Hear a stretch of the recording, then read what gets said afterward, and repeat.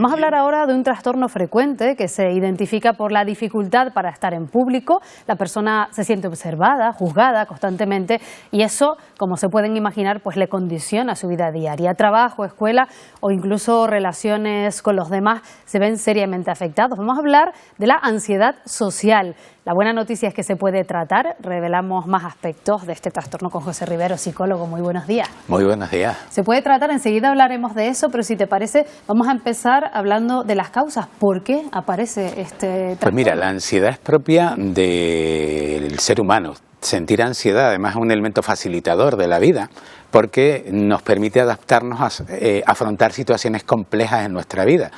Cuando esa ansiedad pues se enfoca concretamente a una situación y empieza a aumentar, es cuando empieza a generarnos incapacidades. Concretamente en situaciones sociales genera lo que puede ser un rechazo o fobia a afrontar o confrontar ese tipo de situaciones. Por lo tanto, ¿qué pasa en la ansiedad social? Pues evidentemente la persona, por diferentes experiencias vitales, esa ansiedad que relativamente puede tener en un nivel medio alto, en función de tu genética incluso, se ve desbordada o se ve aumentada porque tú en algún momento de tu vida has tenido una experiencia que ha hecho que tú te plantees que pues cada vez que vas a interactuar en público vas a ser valorado o valorada. Cuando empiezas a funcionar así, empiezas a generar una serie de pensamientos que lo que te van a ir diciendo antes de una experiencia social es: mira, te van a valorar, te van a humillar, no te van a valorar positivamente, etcétera, etcétera. Entonces, todo eso se mezcla y poco a poco, como tú vas reforzando el que eso es cierto, se va convirtiendo en un problema que pasa a ser esa ansiedad social y que realmente empieza a ser grave o desadaptativa cuando te empiezas a quedar en casa, no vas a eventos sociales, etcétera, etcétera. Y concretamente ahora en Navidades, que hay multitud de eventos, afecta mucho. ¿Se acentúa en esta época del año?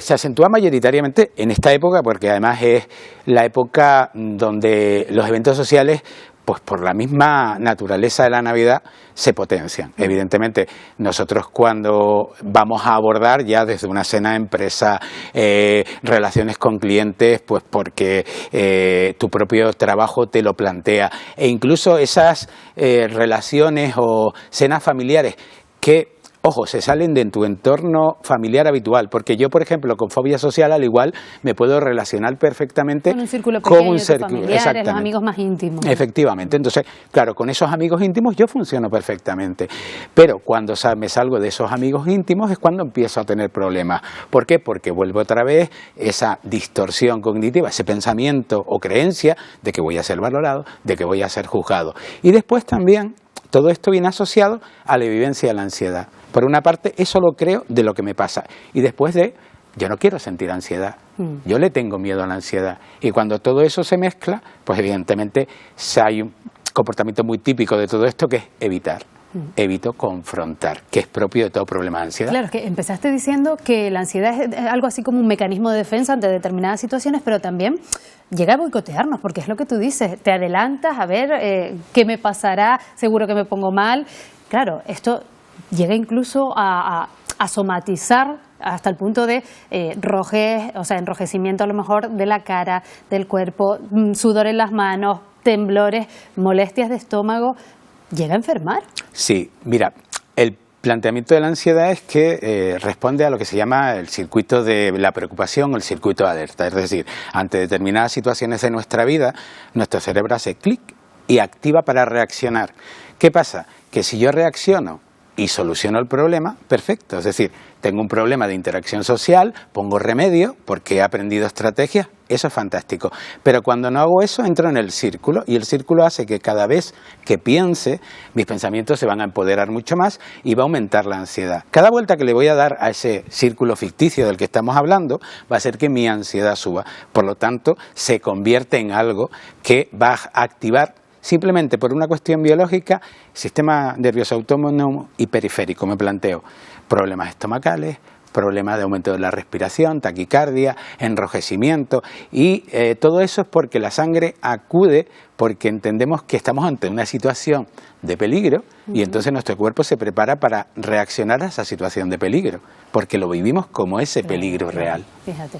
¿Y ocurre, por ejemplo, en la población infantil o esto sucede más cuando ya somos adultos? Mira, normalmente el inicio de una fobia social suele ser la adolescencia, pero sí es verdad que está muy relacionado con el tipo de reforzadores, de aprobaciones y el proceso educativo que seguimos con nuestros hijos. Y se ven casos de ansiedad social o de fobia social en niños, fundamentalmente cuando pues le decimos al niño pues no lo has hecho bien, no, es decir, estamos reforzando negativamente todo tipo de contacto social. Si nosotros reforzamos negativamente todo tipo de contacto social, eso hace que el niño se vea afectada su autoestima, sus creencias, esas que van a decirme a mí, oye, tengo que evitar este comportamiento, se van a ver reforzadas y por lo tanto empiezo ya a generar ese tipo de comportamiento de evitación.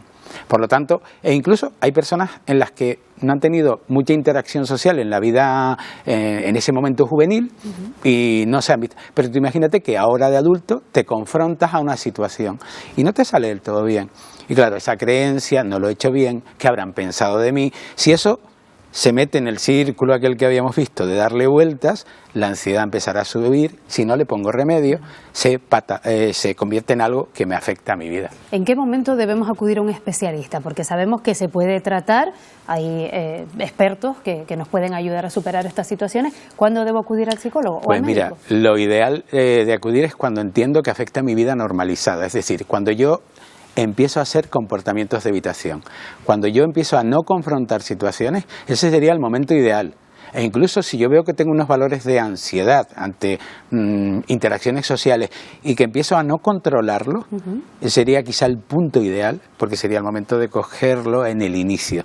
Pero bueno, las terapias que están diseñadas para este tipo de trastornos tienen una alta efectividad y en unas 12 sesiones aproximadamente el problema se soluciona, porque además tenemos claro el objetivo, tenemos claro lo que afecta y simplemente es trabajar con la persona y si la persona está motivada, fantástico. Me imagino que es fundamental enfrentar esas situaciones, ¿no? Sí.